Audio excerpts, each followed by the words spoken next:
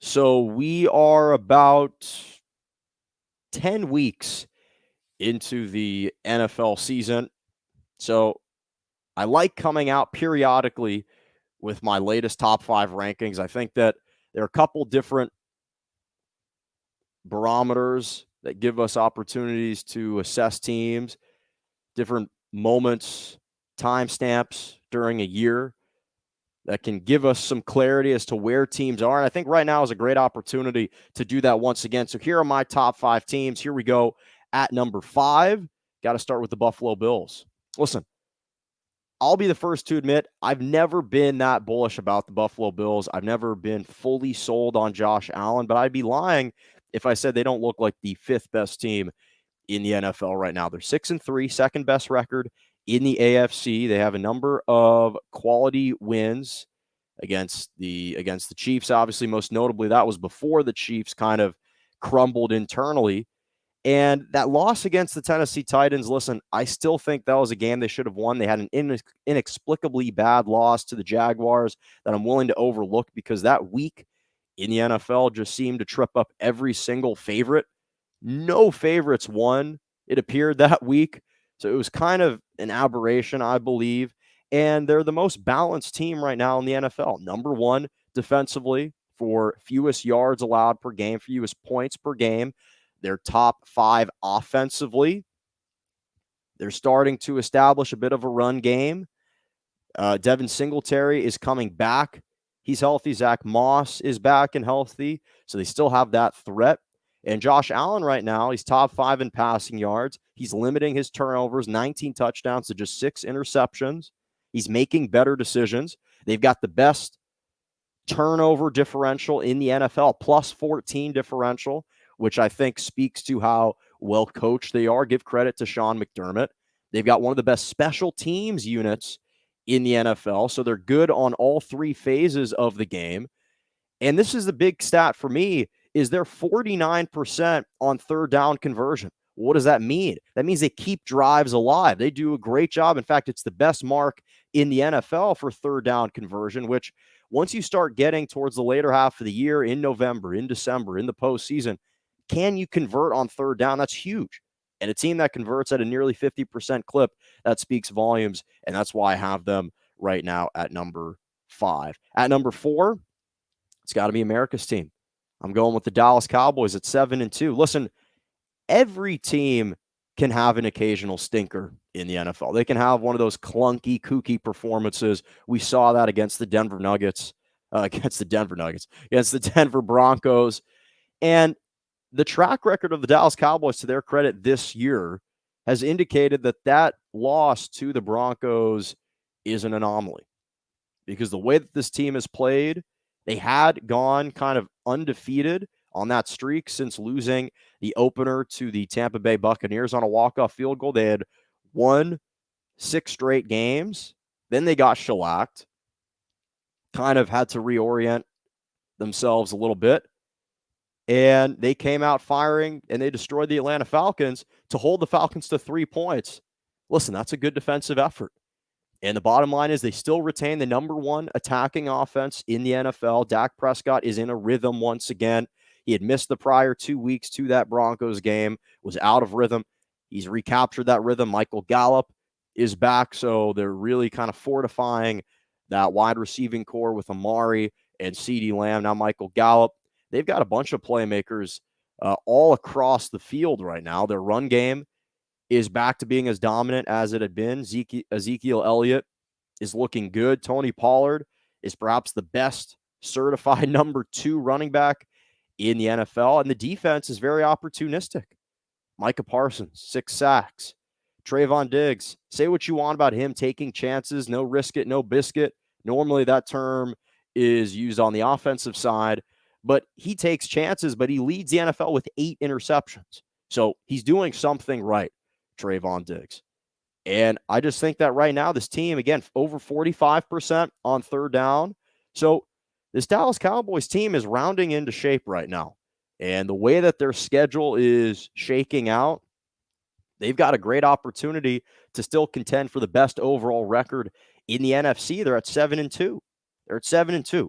So I think that they really have a great chance of capturing a number one overall seed if some of their victories and potential matchups shake out properly. They obviously have a big game this weekend against the Kansas City Chiefs, but after that, relatively smooth sailing for the most part. At number 3 is the Arizona Cardinals. Right now, I have them at 8-2. A little worried about some of the injuries that they've been dealing with, but that's why I'm not going to knock them for losing against the Carolina Panthers. Listen, Kyler Murray, DeAndre Hopkins weren't available. Chase Edmonds exited early with an injury.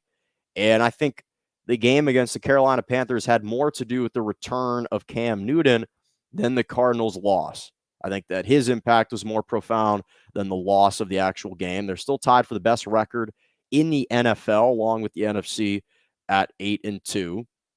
This is a really good team. And when healthy, Kyler Murray has been absolutely terrific. The chemistry that he's had with DeAndre Hopkins, with AJ Green, with now Chase Edmonds, who he has in his backfield. The defense has been great, even with JJ Watt being done for the year, undergoing that check or that chest or that pec injury that will now that force him to undergo surgery.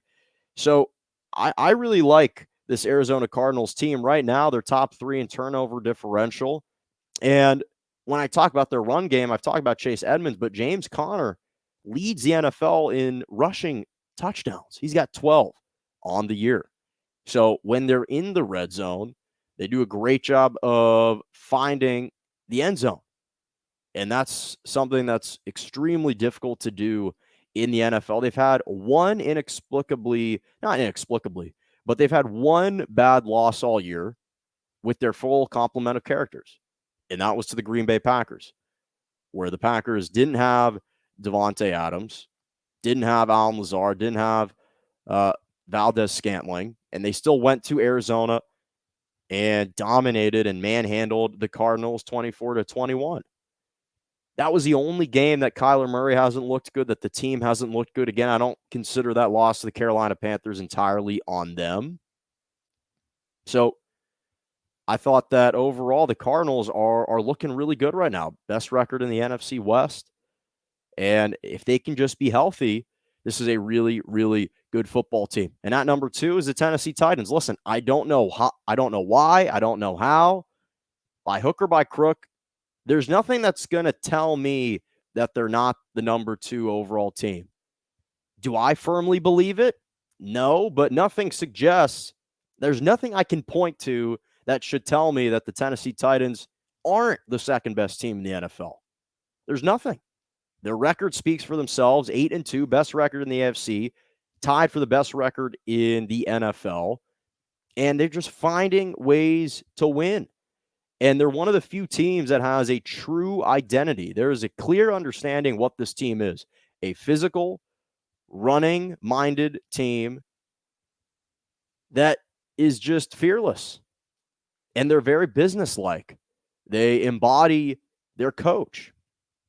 They embody everything that he stands for.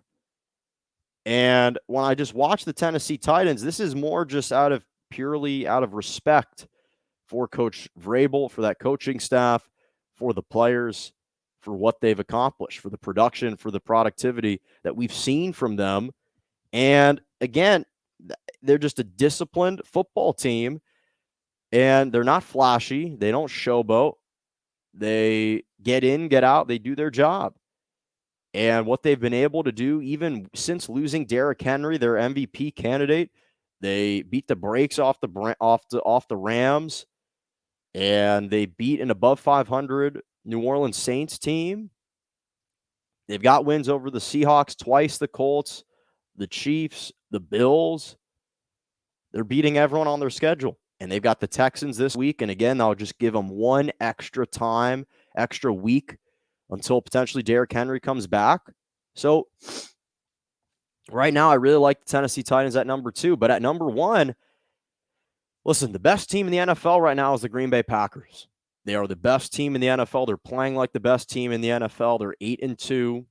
But the big thing is, I've never been more impressed by the Green Bay Packers, especially in the Matt LaFleur, Aaron Rodgers era, than over the last month. What they've accomplished over the last month has been sensational, has been absolutely amazing. And I think that the loss to the Kansas City Chiefs was one of the best losses that I've seen by a team in the NFL in quite some time.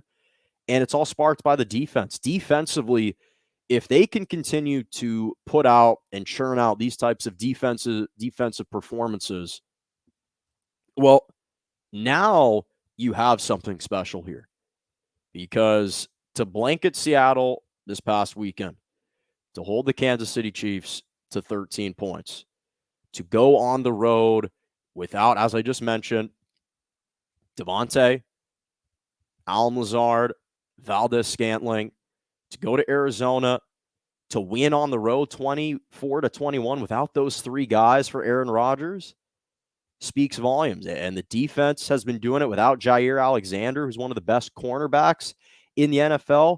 David Bakhtiari is still not healthy. He's about to return. They've got some players coming back. Obviously, very worrisome, the injury sustained Aaron Jones. That's a big-time injury, no doubt. And hopefully he returns healthy.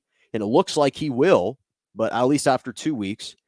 But I just have been really impressed with the Packers, because now defensively they're able to complement their offense, and not only complement, their top three in defensive yards allowed and defensive points allowed. This has been a really good football team from top to bottom, and they're showing it. And once again, Aaron Rodgers is playing at a high level, maybe not as supremely of a high level as he was prior to COVID and whatnot. But if you kind of discount the one loss to the Kansas City Chiefs, they've gone undefeated since their opener against the Saints. So this team is just on a roll right now, and I personally think that they're the best team in the NFL right now.